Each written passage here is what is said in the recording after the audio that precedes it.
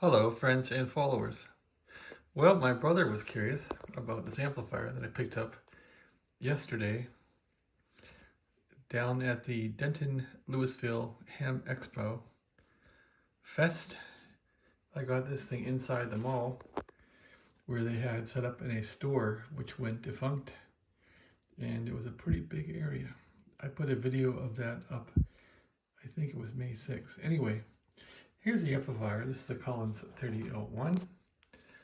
I guess the guy I bought it from was from Oklahoma, and he said that he got it from a guy in Dayton who met him there with it. I guess the guy had two of them. So, it has a big ugly scratch there I didn't see. Oh well, I thought it was flawless, but I guess it has a scratch. But all in all, it's a clean amplifier. I haven't tried to power it up yet to see what it does, but the fact that it was so nice looking, except for that big scratch. I hope I didn't scratch it yesterday. At any rate, maybe I did. That's a real detraction. You try and get something perfect and you screw it up. Anyway, it's real clean looking inside. I haven't ducked my head in here or taken anything apart, but it's not full of dust or nicotine or anything like that. Doesn't have a very high serial number, but no idea if this thing powers up or not. Haven't tried it. I guess I could try it. Cord's all wrapped up. Anyway, what's left here? Well, I still have my my messy office here, which I'm working on some stuff for work. And most of the ham radio stuff is gone, as I said. I converted this power supply here, which is a Tempo Power 1, to work with the Collins 32S1 transmitter, which is over here. I've been picking away at this transmitter, and since this power supply only puts out about 650 volts, it doesn't really bring this thing to 100 watts output. Close, but not quite on all bands. So I picked up the amplifier just because it sort of matches the S-line. It's an S-line type amplifier. And this radio would benefit from it if I needed the amplifier. But I'm not much of a real ham radio operator anymore. I don't really talk a whole lot. I fiddle and fix things, but I don't really talk a whole lot. Anyway, that's the 32S1. I put the cage back on it today, and the cover, this thing needs neutralized on 10 meters now. So I gotta fix that about it, but I'm not really in a hurry anymore. I got too much stuff for work to do, so I'm not gonna stress out about ham radio stuff anymore. Anyway, that's the situation here. The parts rack is still pretty much the parts rack there, full of stuff. Antenna's disconnected, and we have storms coming tonight because I'm not operating. I have no receiver really. I guess I could transmit, but I'm not ready even to do that yet. No microphone.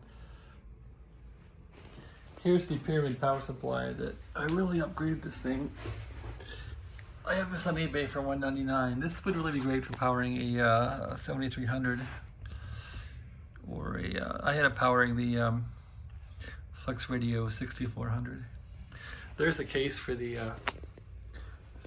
32S1. Here's something I picked up at the Hamfest.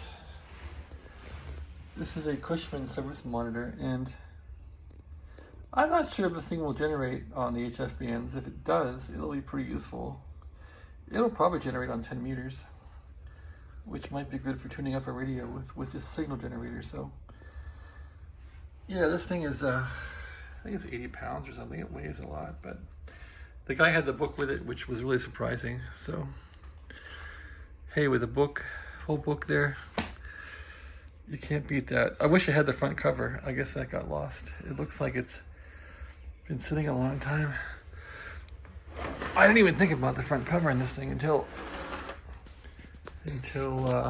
I got home here with it, but you can see it had a very good price on it. And looks like it was worked on in '87. Guess I'll take this off it.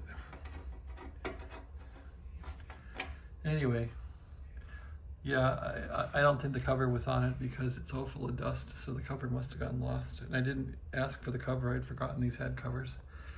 So I haven't seen these things since the year 2000, so 25 years, you forget things. I was also given a interesting battery pack, which is sort of like a carry-on luggage thing. There was a guy with like 100 of these things on a truck, and he was giving them all away. So I thought, yeah, I'll take one of those, and I'll show you what that looks like. So, the guy was giving away these battery pack things. These are from robotics classes, which I had no idea, but this thing is actually, could be used for carrying on clothes on a plane, I would think. All the batteries are out of it. Bolt robots. So I think professors or teachers for robotics would take these on the planes, and batteries were in there. I'm not sure if the robots were in here, but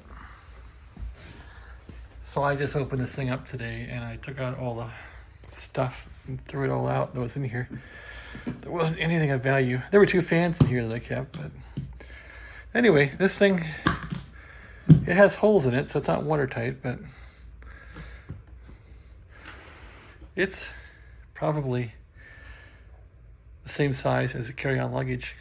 I'm not sure. I guess I could get my carry-on bag and see, but I guess that foam could come out too. Actually, I don't need that, because you want to get some more room in this thing. That probably has ugly glue on it, but that would give you, that would give you more room. Get rid of this stuff. There. Look at that. Now we got a little more room for clothes and things. Anyway, yeah, they were giving these away. The truck almost had 100 of these things on it. And people were just grabbing, they were in line for these things, just grabbing these things. So I guess I could chop off these wires. It has like a little switch on the front of it. And it's got, air holes, so it's not watertight. I guess I could put tape on here. Get some of this air padding off of here. But yeah, I don't know. I thought put stuff in it or use it for a carry-on. I have a carry-on, but this thing is pretty rugged. And it has a handle on top. Yeah, they were giving these away. I was shocked. Well, I don't know if I'm shocked, but interesting. So it's a handle on the bottom of it with wheels. That's really well done. It has nice little wheels on it. And it has like a luggage handle on top. And pulls right out. You can pull it right along. Phew, not bad. You definitely see it at the airport. If you checked it in, it would definitely be an obvious carry-on bag. It's so blue. Anyway, I've been just keeping it in here as it's kind of in the way. Put it right there, and that's that. So yeah, that's what I've been up to. I guess I can save this for shipping radios. Throw it in here. And that's that. So yeah, that's what I've been up to. I guess I've been becoming a Collin shop. I'm not going to be trading radios back and forth anymore. Get a couple Collins and call it a day. So that's the plan. They're yeah, Alex, this thing will put out, I guess, I don't know, 500 watts, 600 watts, 700 watts. I'm not sure what it will do, but it's definitely not, it's not a 1200 watt, that's for sure. And I think it's got 811 tubes in it. It's got the older tubes. The guy was saying, though, it might have new tubes. I don't know. Haven't even plugged it in. I guess I could try to plug it in. And this power supply, yeah, this supplies the 32S1 I rigged up this power supply work, but it doesn't look like a Collins. So I guess I could buy a Collins power supply box and stick the guts of this into that box. And then it would look like a Collins. And then I guess I'd be done with my collection. I still gotta get a microphone for the transmitter that has a Collins connector on it. One of those early phone connectors. So yeah, I could probably try this thing and see if anything comes on. There's the plug. Is it plugged? Okay, it's ready for 110, it looks like. Looks like the plug's got some problems back here. The cord's not too good. I'd probably want to chop the cord back and get rid of that stuff. Yeah, let's see what it does. What do you think? Just put the camera down and get this tape, get these guys off of here. Give it a shot. Yeah, the guy I bought this from, he seems like he's sort of a ham radio buy and selling guy from Oklahoma. He might do partial. He likes the horse trade stuff, that's for sure. Most ham radio people are horse traders. All right, the cord is released, and the dog wants in. Turn it off. Plug it in. Turn that on. Let the dog in. Come here, Booga. You want coffee, don't you? And we'll turn the switch on here and see what happens.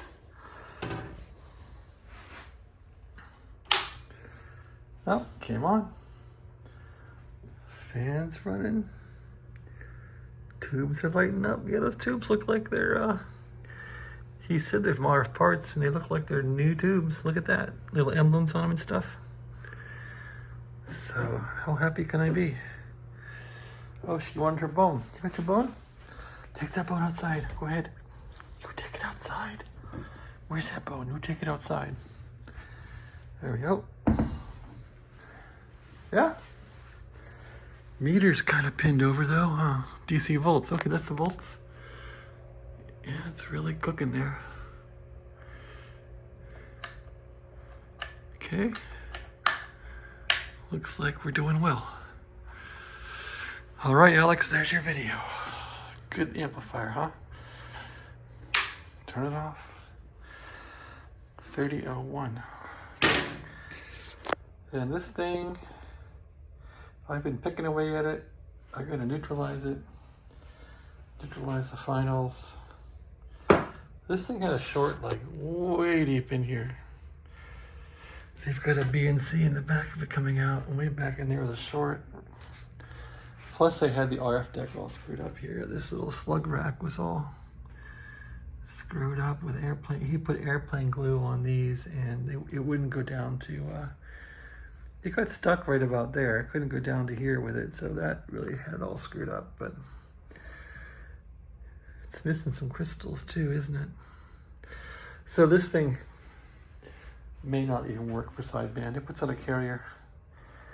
I gotta get a microphone for it and give it a whirl. All right, well, that's my little tour. Just two things here left. I did order a receiver, a 7.5 S3 off eBay, so that's coming in. And I'm in no hurry now. I'm just gonna pick away at this thing a bit. Pick away at that, pick away at the receiver, get them working well. That's about it. I don't think I'm gonna buy any more radios or horse trade. This thing might be useful, I don't know. This might go on eBay. These seem to sell on eBay for like $300 or $250 or something. And it weighs 80 pounds, so it's nothing you really want to horse around with. This is something you put on a workbench and use it at a two-way shop, and that's it. You don't carry it around on top of mountains, I don't think. I guess people do, but it's really heavy. And I put it against the wall so the dog won't chew the knobs off it. The dog will chew knobs because they're plastic, and so you end up with no knobs. The dog has ruined some oscilloscope knobs. Chewed them off as a pup. There we go, it's got the book. Yeah, this book looks pretty darn good. The book's really cool. So you can get like a general purpose pre-selector for this thing, which might do HF. This thing has a VHF high band in it, which it's not useful to me. I don't have a 2-meter repeater or anything. At any rate, I guess I could put that on eBay for a repeater builder person to have it. That's it. I gotta get a new chair here. This chair is an outdoor chair and it's all screwed up. It fell apart and I used some cable TV wire to keep it from the weld crack there, so I have to get a new chair. Been working on some stuff for work. But this is a very humble hammer new environment now. I gotta get a mic for this thing. And that's it. Gotta get it straight away, put it back in the case, get the receiver fired up. I'm in no hurry now. All right, thanks for watching. And I guess since my amplifier is gone, I should get rid of these MRF 150 spares here. Put those on eBay. And refrigerator filters. I do have my little amplifier PCBs for sale here, but there's like, I don't know, probably 5 people selling different varieties of this, so good luck. I think I put these on for like $69. So far I sold one for $59. I don't know, live and learn. All right, peeps, thanks for watching. Yeah, if I do exit AM radio entirely, which I'm almost out, if I move out of Dallas, I would send these parts to people that want them, I guess. Not that there's so many parts here, but home builders like all this stuff. Here's some tape I got with that robot kit, that blue packet, that blue roller I showed you with. So you never use this tape. This is like some kind of marking tape for these robots, which just seem kind of cool. I found that in there. Oh yeah, it had these 2 fans too. These are 12-volt fans, 12-volt DC. These could be fun to put on top to cool the final with, right? Put one of these fans just right here. And have it blowing all the air out. You can run it at 6 volts, run it slow, and get this final cooled off. Anyway, rambling on here. Yeah, this room is always hard to keep clean. I guess it's a pretty small little room, but I try to clean it up every so often, and I did take a swack through it today to try and get it somewhat organized, but it's still kind of a mess. So yeah, here's the amplifier again. It's pretty clean. I didn't see that big scratch in it. I guess I could go back and look at my videos and see if that was there. This radio is really clean too. This knob isn't so good. I guess I could buy aluminum for the middle of it, but I could probably respin that knob too, actually. Yeah, I could respin this with my drill. Just take that off, put some polish on there, and what did I use for polish when I spun these things? Maybe it was toothpaste. But yeah, I could spin that up nice, get all the crap out of it. The rest of these look pretty good. This is a clean little transmitter. It really is clean. Looks like it's got some damage there.